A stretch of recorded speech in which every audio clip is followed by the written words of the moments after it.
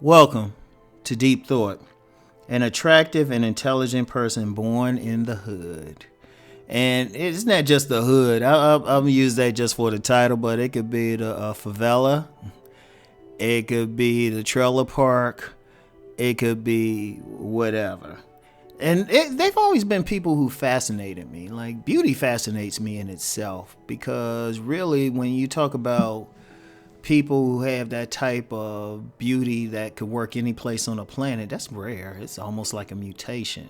And I remember I actually did serious research for a book about that. In fact, my book, Those Eyes, could say it came from that research. One of the books. I got some other stuff, but it's always been a fascinating thing, because as I talked about in my previous podcast, how persuasive it could be. It's a great power. Now, one of the things I found interesting was my encounters with people who would be considered consensusly beautiful or handsome, but they came from the hood. It's a very fascinating dynamic, because it is a power. Because what is power?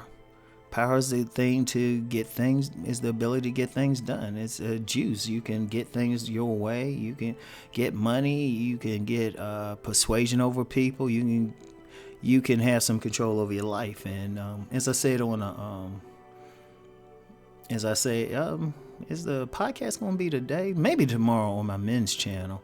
That's part of my life philosophy. But, you think about some people growing in a certain place, and it's a fascinating thing, because that beauty combined with not just academic intelligence, but a social intelligence can actually raise someone from a lower class background to an upper class background.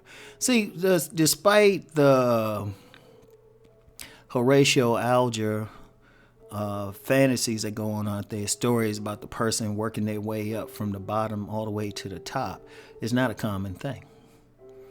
It's not a common thing. It takes a whole lot of factors. It's rare, really. That's why you don't see stories like that all the time. Every now and then, but all the time. But when you get a person, think about it. A person, they born in an impoverished situation, but they got the right set of genetics as far as looks and body to go to a higher level. Now, you might have some, there's a tendency for male and females born in those environments to become some type of sex worker. Quiet as it's kept, there's a lot of male sex workers. They either servicing women as gigolos, or quite frankly, some of them servicing men. And it's easy to look at them, but then you got some other people who might not go that route totally, but they might still use their attraction and their social intelligence to go to another level. You generally have two types of people there. One is what I would call the social climber. Now, it's easier for women than men. It's easier for women than men. For a man to really move up from a lower social class to a higher one, that's generally done either primarily through athletic talent. It's hard. It can be done through academic talent, like, they're real good in school and they get a scholarship, they go to a higher level, but it's tougher. And the reason why, and you know how I do it, just go stream of consciousness on here. The reason why that's tougher, because that person, sometimes that person isn't identified. That person who just has that like high intelligence, he's not always identified. And if he's not identified, he can get into criminal activity easily or something like that. But he's not identified. The teacher's overworked. They might not pay enough attention to him.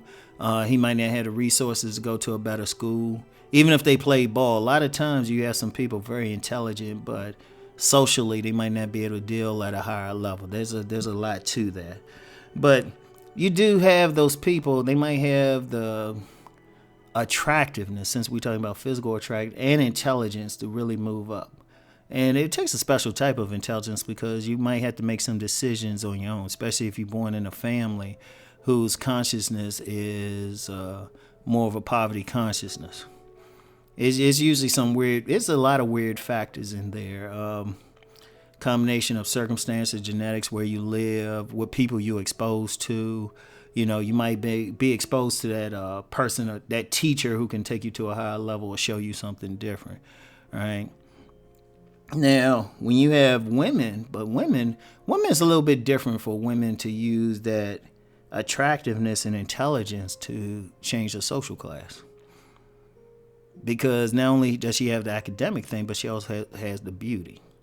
Like a poor woman with the right type of beauty can change her social class just by the power of her vagina.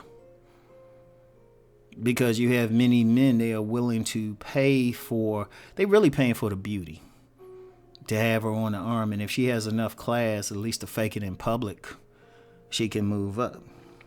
And you have some people who do that. They might be, they might practice culturated prostitution here and there.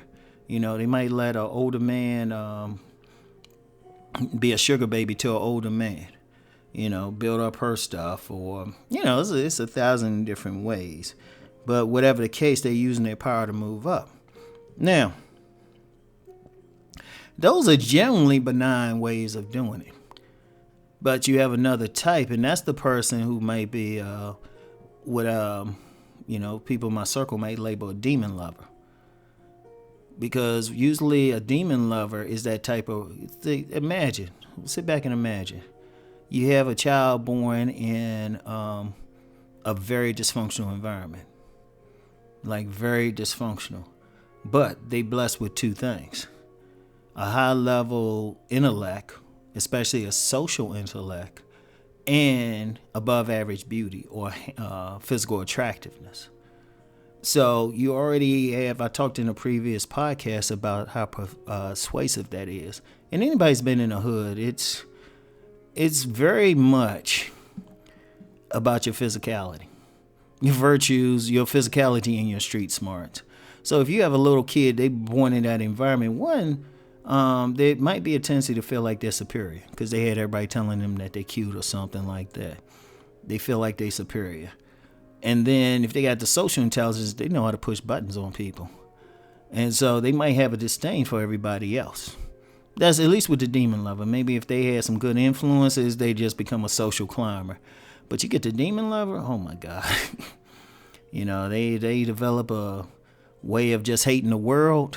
Oh my God. Because now that's a dangerous power. A lot of times people talk about power in terms of some X-Men stuff. They can levitate or something like that. But as I said in a previous podcast, and as I said in other places, power is just the ability to get the things you want done. So you got that, you put somebody in the hood and they're like, okay, this is crazy. Oh, but these guys keep offering me money or candy or rides or whatever. Okay, let me play them since they offering it. Boom. And, sometimes a person like that can be quite dangerous because first of all, they're in an environment, a jungle type of environment where they feel like, hey, I need to be smarter than these people. They're just marks to me, So they'll use that power, have a tendency to use that power for evil. Yeah, before somebody go looking at me psychologically. But it's an interesting dynamic. It's fast because it's right there. Sometimes people don't realize what they have there. And it could be a problem. Like if you see that, like sometimes sometimes I see like, I remember, and a psychologist said this back in the 90s. I wish I had kept his information. But when you're looking at something in like 1994, you don't necessarily be thinking, oh, like in 2019, I'm going to be talking about this, Yeah, you saw it, but it always stuck with me because he said he could always pick out a future pimp by how the mothers might dress them. Because, that neighborhood pretty boy, though, can be dangerous as hell, too.